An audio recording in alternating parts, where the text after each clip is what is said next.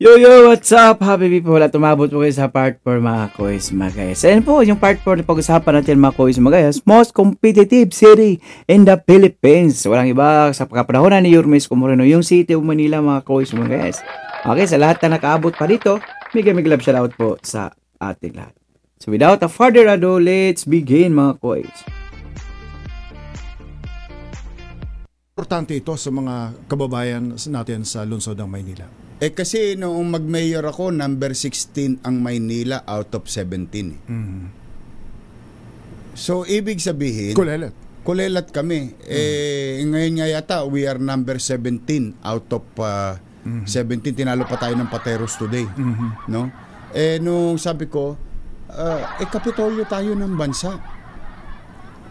In the beginning or in the past, we are the window of opportunity for every Filipinos. Ang tao pumupunta sa Maynila para mag-aral, para maghanap buhay, para magkaroon ng trabaho. Bakit tayo number 16 out of 17? We have to compete. And that's the goal. And 16 Chief, 16 out of 17, biruin mo. Second to the last. Wow. Modesty aside, after 1 year, we became number 3. In just 1 year. From 16 to 3. Hindi lang natin kayang talunin ang Quezon City because of geography. Dahil ang Quezon City, napakalaki, maraming opportunity for growth. Ganon din ang Makati. Dahil naging business hub siya talaga. Maliit pero siksik. Oo, hanggang 50 floors eh. But pasasaan ba? Bakit naman hindi? So, sabi ko, we have to be competitive as a city government for our people.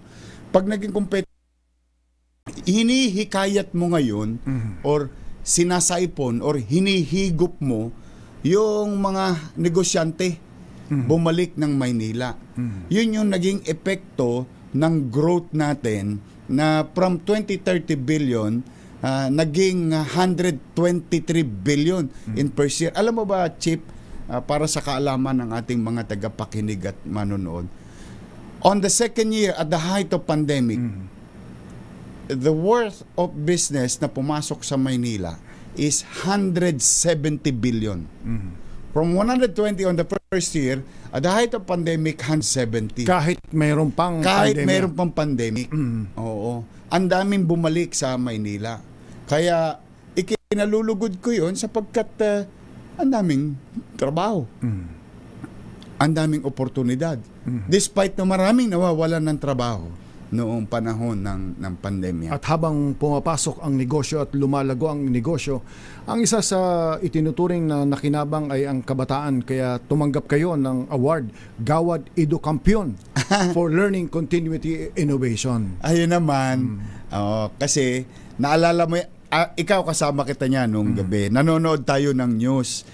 Si Secretary Liling Briones nag-press conference and stated and guided local government unit na in the entire country to adapt to online learning. We will not stop our educational system.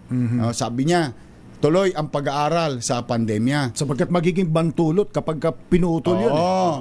Dalala mo, sabi ko, Chip, patawag mo yung mag-special school board meeting tayo. Remember, Dr. Lim, SPTA, I didn't do it. Hindi ko po yan nagawa mag-isa sa ating mga tagapak. Ito po ang mga kasama kong naglingkod dyan. Yung si DCS and the entire DCS family or the Division of City School, SPTA, non-governmental organization, member of the school board and the school board committee and the city council. Nag-special school board kami. This is a day after magdeklara si Secretary Liling Briones, no? That was go online. Basically, ang instruction niya, go online. Yes, then nagpatawag tayo school board at sasabi ko, nakita nyo ba yung announcement ni Secretary Liling? Yes sir. Cancel lahat Sabi ko, ang lahat ng pagawain, bilihin, pati ID lace, uniform, and so on and so forth. Hanap tayo ng mga pamamaraan paano maitatawid ang mga bata. In just 2 days, mga kababayan, 2 days. Yes, that was Wednesday. Friday, nakalikom po tayo ng 1 billion pesos. 900 something yun po yung nabili natin na 110,000 pieces of tablet at 11,000 laptops for teachers out of 10,300 kasi nag-buffer ako para pag masira meron sila. So doon sa estudyante, ang estudyante may tablet at may internet. Thanks to Globe, no? Nung manalo sila sa bidding, ang sabi ko sa kanila, pwede ba dagdagan niyo ako ng gigabytes? No, hindi, kaya ko lang binibigyan ng pasalamat. Tsaka binabanggit ko yata noon o pag hindi yung itong internet load mo, hindi mo nagamit, pwedeng i-roll over. Yes, yun pa pala. Naalala ko yun na sabi ko, halimbawa hindi na ubos ng bata yung internet. O baka pwede idagdag next month.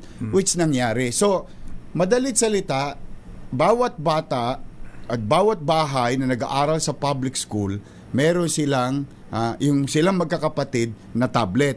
At bawat teacher, meron silang laptop, at both of them, para hindi na sila tumosgas sa internet, sagot ng pamahalang lungsod, which is about 300 million pesos. Ganong kamahal yun. Just to finish and continue the education. Doon tayo nakilala.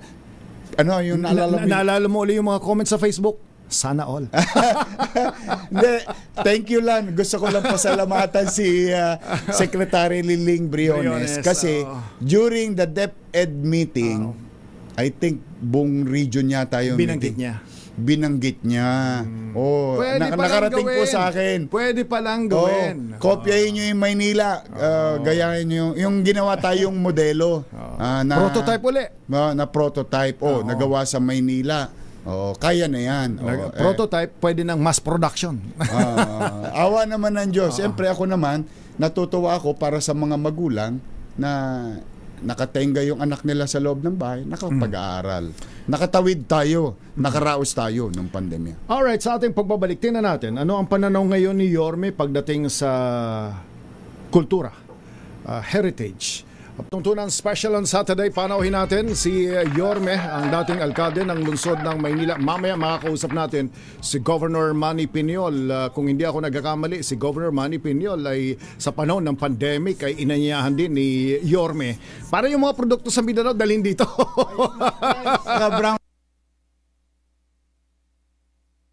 Nalala nyo pa yung black rice, mga kuis, mga kaya isa din po yan. Sa mga payuda ni Yorme Isko Moreno sa mga seniors dyan sa City of Manila, mga kuis, magayas, na talagang masustansya po, talagang mababanggit talaga dito, mga kuis, magayas, kasi ang lahat na naman yung mga kuis, magayas, na kasinungalingan ng mga kalaban. Ito yung ebidensya, mga kuis, magayas, na never po nilang binigay ko sa mga senior citizen ko yun. Diyan yan galing sa Mindanao. Galing sa Mindanao. Mamaya makakausap natin si Governor Piñol. Ang isa sa hindi makalimutan ng mga kababayan natin sa lungsod ng Maynila, food pack.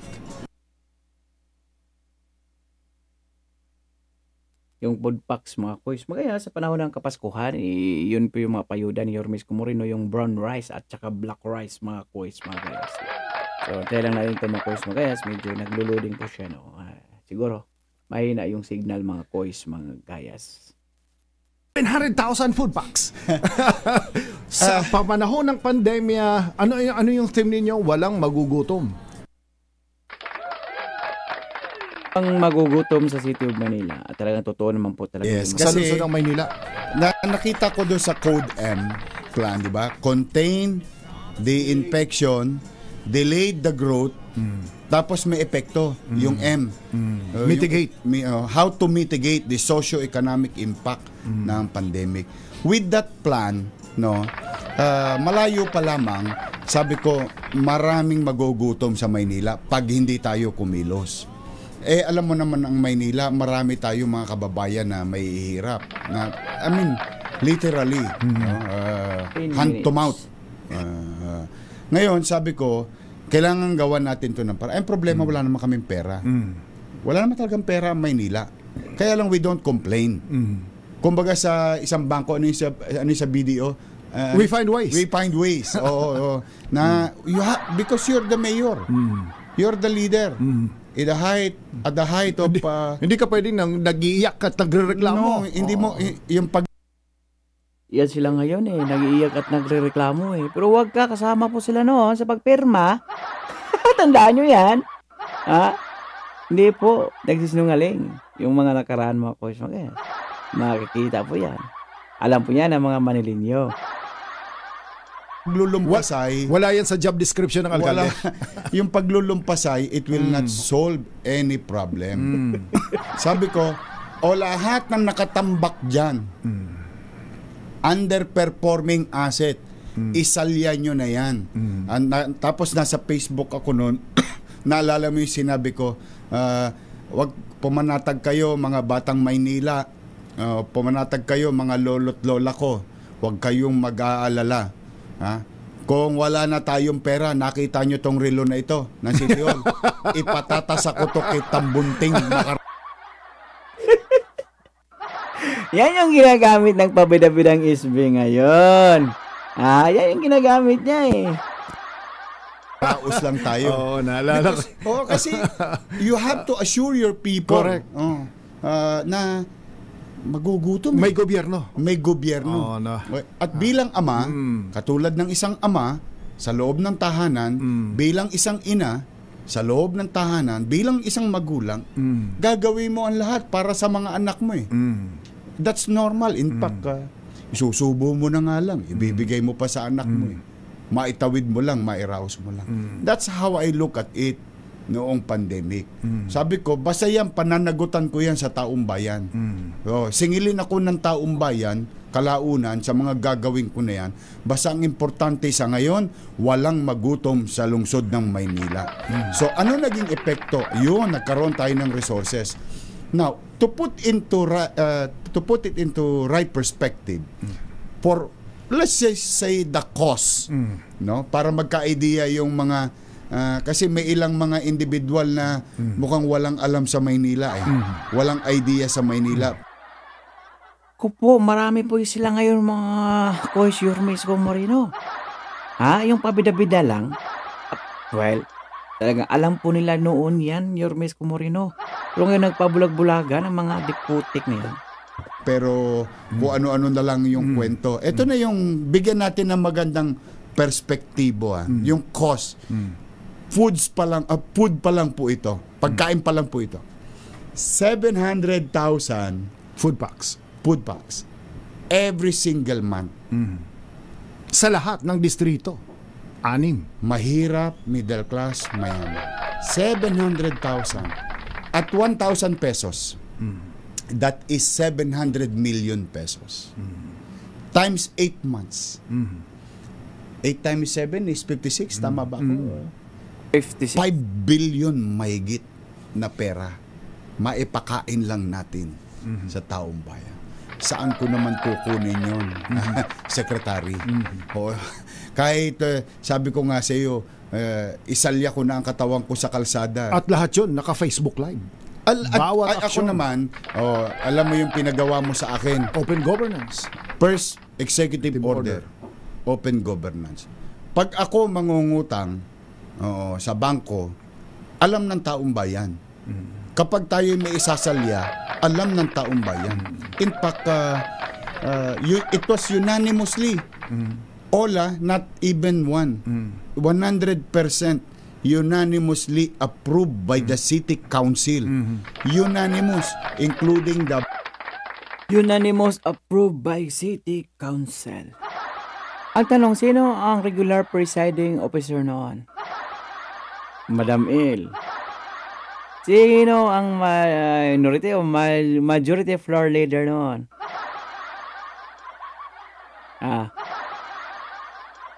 vice mayor and the entire City Council approves everything, gives authority to everything. So, kaya naging madali para sa lahat, no? Now, 700,000 families. O at least ngayon, kung ano man ang pananagutan ko sa taong bayan, hahayaan ko ang taong bayan na maghusga sa akin. Pero isa lamang, at least, Secretary, at yung aking mga kasama sa pamahalaan nun, at least, kahit paano masasabi ko makapaglalakad ako mag-isa sa kalsada ng Maynila. Matangos ang ilungkot masasabi natin mga taga Maynila noong panahon ng pandemya, walang nagutom sa lungsod ng Maynila. Nakatawid tayo, nakaraos tayo. Alright. Pag maliban dyan, sapagkat yung natutunan mo sa London, bago diniklara, March 15 yata diniklara, March 15, idineklara ang pandemya. Tapos, March 11, naudlot, naputol ang pakikipaghuntahan ninyo sa pamahalaan ng UK, Umuwi ako agad. Pagkakuha ko ng plan. Yung mitigate, yung socio-economic impact. Yes. Pero ang nagtaka ang marami, ang lakas ng loob ninyo na ituloy-tuloy yung major infrastructure project katulad ng housing. Anong pumasok sa isip po ninyo doon? Ang katwiran ko kasi, hindi pwedeng huminto ang gobyerno. In fact, ayaw kong gamitin yung... So, yan yung pabahay ni Yormesco Moreno noon na natatamasa ng mga Manileño ngayon. Na sinasabi ng mga kasamahan niya noon na kalaban na ngayon, sinasabing hindi daw makabuluhan o significant effects mga kuis. Wow! Sa rito ang Binondominium 1, Binondominium 2, Condominium 1, Condominium 2, Pedro Hill Residences, San Sebastian Residences, at San Lazaro Residences mga kuis. Excuse na pasensya na. Ay, kulang pa yan. Yung Basigo Community, yan dyan, hindi pa nakalista dyan. Kayo, hindi ko natupad yung pangako ko sa inyo dala na may pandemya. Kung meron din naman din pamamaraan o way to continue to govern and develop your city while we're facing challenges, and so be it, which it did happen. Yung pangarap kasi, alam mo, mahirap talaga. Alam mo naman, chief squatter ako matagal ko ng pangarap yan. Nung konsyal pa lang ako, ang mga batas na ipinasa ko, Land for the Landless Program. Yung mga pinamili nating lupa nung panahon na tayo yung mayor. Mga batas yun na ginawa ko nung araw. In-implement natin nung panahon natin. Ang nilagay natin pera is 1 billion pesos. Yung Pasig Line, ayan, yung Kilanyoka, yung lupa dyan sa may Sunog Apog. Marami tayong napamiling lupa noong panahon na tayo alkalde. Plus the fact, gusto ko magkaroon naman ng desenteng matitiran yung ating mga kababayan. Na yung imposible ay maging posible. Ayan na yung Condominium 1, Condominium 2, Binondominium 1, San Lazaro Residence, San Sebastian Residence, Pedro Hill Residence, all 15-20 story, 42 square meter, 2 bedroom with CR, kitchen, dining, livable space, no? At the same manner, yung nangyari sa Baseco na nasunog, no, yung Base Community, yung ospital ng Maynila, 10-story fully air-conditioned hospital, yung ospital sa Baseco, no, 3 years nang tapos yun. Sa mga taga Baseco, shout ngayon, out. Huwag kayong sarado mag-alala. pa rin. May awa ang Diyos. Pag nakabalik tayo sa December, bubuksan na natin yung ospital ninyo. Yung Almario Elementary School, 10-story. Yung Albert Elementary School, Magsaysay High School, Manila Science High School. Lahat yung kasi mga pangarap ko para sa Maynila at taga Maynila. Now, ayoko naman na huminto ang gobyerno. While every day we confront saving lives, COVID, yung food security ng tao, Ayoko na huminto lang doon. Itinuloy natin to on parallel. Of course. This is growth This is growth for your people. Growth for your city. While it will stunt or it will hinder, but it should not stop. Some projects. Yes. You focus on the essentials. Dito, Yorme, kung naalala nyo. Dito uli, nung inintroduce ninyo na yung sa national government projects kasi 20 square meters. As high as 30 square meters. Maswerte na yung mga 28, 30, no?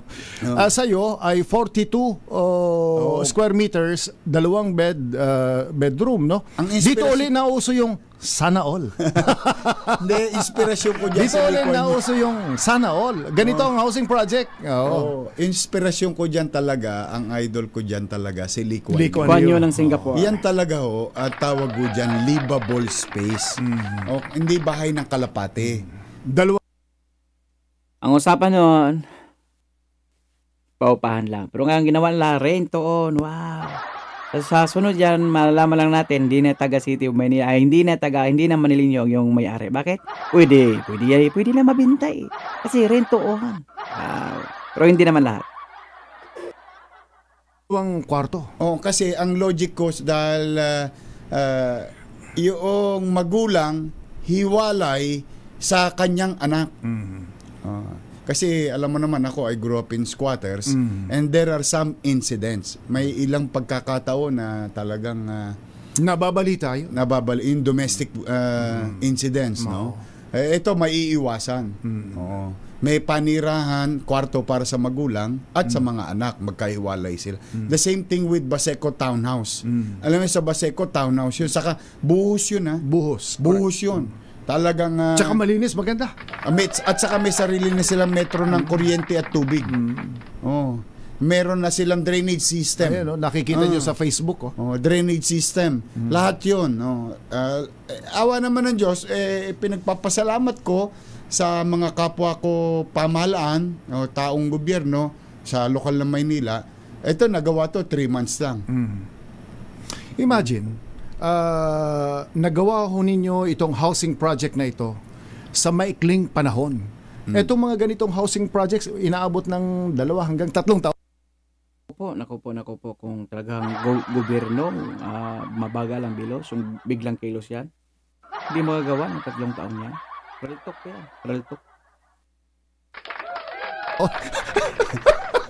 Sa ibang lugar. At hindi pa natutirahan. Binibisita natin Alam nyo, yung open governance ni Yorme, kaya hindi pwedeng sabihin walang nakakaalam sapagkat bawat kontrata, bawat ipinapakita live ninyo. Imagine, groundbreaking, naka-live. Second floor, naka-live. Ina-update ang tao. Kasi taxpayers money dito napupunta yung buwis. Ayan yung buwis ninyo. Ayan yung inutang ko. Kaya kahit anong kwentong gawin, hindi, ayun. Kumbaga, ipinagtatapat natin sa tao ano ang ginagawang direksyon ng gobyerno, saan dinadala yung mga salapi ng gobyerno, yung at the very least yung impormasyon malaman ng mamamayan. Imagine kung wala kang open governance policy, tapos ito ay selective lang. Di ka takot na akusasyon ng abutin natin. Ito nga, napapanood na ng utaw yung mga tolongges dyan sa Gedli. Ayan, SB, pabida-bida. Ito yung mga video ng ayaw nyo mapanood, di ba? Aminin. Ako sa wagas basta bahala ang taong bayan sa Maynila. Hindi na tayo papatol dyan sa mga kuskus balungos ng ilang individual. Kasi wala naman akong ikinubli. In fact, lahat naka-Facebook. Modesty aside, nakaraos tayo. Wala tayong kaso ng korupsyon. Hindi mo ba napansin? Correct. With all the money na dumaan sa palad natin, sa pamamahala natin, with all the projects, hindi mo napansin. Sapagat bawat pinipirmahan nyo, naalala nyo, Yorme, habang bawat pinipirmahan nyo, naka-Facebook Live at pinaliliwanag nyo para saan ito. Pinagpapasalamat ko sa Diyos nakaraos tayong matiwasay. Yung akusa ng kalaban. Pero yung sa literal, di ba? Hindi mo ba ipagpapasalamat yun na nakaraos tayo ng walang indulto? Ibig sabihin, that's why we were given good financial housekeeping. Minanage natin na salapi ng maayos. At resources ng gobyerno, ginamit pabalik sa tao. At nung ginagamit, sininop, minaximize yung mga presyo. Di ba, naging modelo pa nga yung sa, alam mo yung tablet natin, o saka laptop, naging modelo yun eh. Kumpara sa presyo ng iba. Sabi ng DCS, gayahin niyo yung Manila. Bakit nakuha nila ng mura? Bakit nila nakuha ng mura? Tapos above, yung anong tawag doon na, yung requirements, specs, above sa specs pero ang mura. Ibig sabihin, ito yung nauuso yung mga sana all. Alright. Okay. Halos wala na tayong oras, Yorme. Itong Good Financial Housekeeping Award, Most Business-Friendly Local Government Award, Champion City by Bloomberg Philippines, Most Competitive City 2021 Galikpoong Awards, Most Improved LGU, at napakarami pang awards. Anong dulo nito? Ito'y isang ngayon ay haharap ka ngayon sa taong bayan. Anong dulo nito? Anong direksyon nito? Well, if given a chance, we will continue to do our best as leaders of our community and our local government. We will continue to participate in nation building. Alam mo, kung kaming lahat, halimbawa ng mayor, 1,600 plus yan all over the country, municipality, city. If we are in synchrony in our action, I think malaking tulong ito sa national government for nation building. Tayo naman sa Maynila, for example, halimbawa, dito ko na ipagtatapat para meron man lang akong baon sa inyo, mga taga DCRH. Alam niyo po yung ospital ng Maynila. Itinatag natin yung bago. Itinatag natin yung bagong ospital ng Maynila. Mapapansin ninyo, yung old building, hindi ko giniba. Kasi, ang endgame natin noon, to produce more doctors and nurses and other medical practitioners in the city of Manila. Okay. Ano pong ibig sabihin nun? Ang PLM, Pamantasan Lungsod ng Maynila, maraming salamat sa aming mga guro, sa dean o mga dekano ng medical school. We've been producing top-notch medical practitioners o graduates. Na top 10 lagi, halos. At madalas 100% passing rate. Yes. But the thing is, nakakap yung numbers because of lack of space in Intramuros. Now, before I left, I passed a law, an ordinance, allowing the use of the old building ng Ospital ng Maynila to be converted as Pamantasan Lungsod ng Maynila College of Medicine. So, pag ni-retrofit natin yon, mas marami tayong maa-acquire, maa-accommodate na mga gustong maging doktor, maging nurses, PT, dentist, and so on and so forth, or medical practitioners. Why? Ang dami nating ospital. Sa Maynila alone, magiging 7 na ang ospital natin. Imagine. Just imagine that. So we have to produce more doctors for the country, for the city, for our use and utilization, and also for other places. And with that space, we can acquire more and we can produce more. Iyon yung endgame ko. Isa sa endgame ko doon sa Ospital ng Maynila. Now, in other words, hindi mo kinakailangang maging doktor para maintindihan mo ang public health requirements ng mga taga-lungsod ng Maynila. Ang pinakamahal sa gastusin ng tao, gamot, medical, health. Kaya nga ako MBN eh. Minimum. Well, I'll give again due reference to Secretary used to be Dean of National College of Public Administration and Governance sa UP at the time. Yung tinurong MBN, Minimum Basic Needs. Education, healthcare, housing, jobs. Yun, yung apat na yun. Doon ka nakafocus. Yun ang aasahan ng mga taga Maynila sa atin. Yung liwanag sa Ross Boulevard. Ano yan? Bechin. Yung pampasarap. Mga plazas. Nilinis. Inilawan. Arroceros Park. Kailangan Jones Bridge. Kailangan yan. Kailangan natin yan.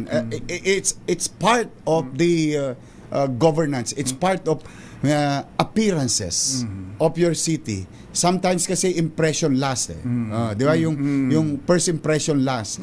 So tayo tuloy-tuloy yan yung paglilinis mga nakikinig sa Maynila.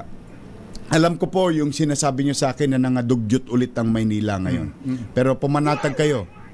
Lilinisin natin ulit ang Maynila. Kung anong ginawa mo sa Divisoria. Basta kung ano yung ginawa natin sa lahat ng kalsada to make it available, free-flowing, at may gobyerno ng umaga, tanghali, hapon, gabi hanggang madaling araw, we'll do it again. We will do it again. Wala yun, ano na lang yun, parang repeat performance. Plug and play. But what is most important is, saan ba yung growth natin? Correct. Saan tayo pupunta? Kasi dadami at dadami ang mamamayan, dadami at dadami ang uukupan ng eskwelahan, dadami at dadami ang uukupan ng espasyo, dadami na dadami ang uukupa ng healthcare facilities natin. So these are the growth of our city. We will continue to do such growth. We will continue to be competitive sa ating mga neighboring cities and in the world, and we will keep the peace and order situation at bay. Talagang ano yun, no let up tayo doon. Hindi pwedeng i-compromise. Non-negotiable hindi siya. Hindi pwedeng tutulog-tulog.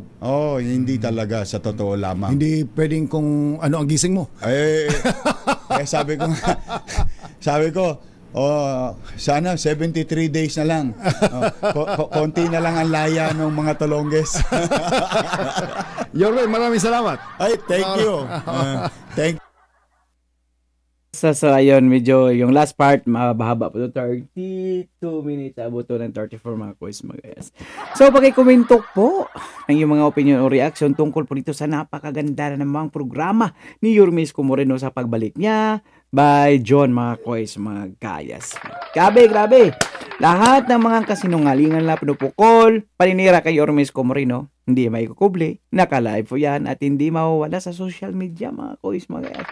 Kaya puro hanggang panira lang po kayo habang yung mga Manilinyo ay galit na galit sa inyo. Dahil walang katotohanan yung mga sinasabi nyo, pinupukol, paninira kay Yormes Moreno.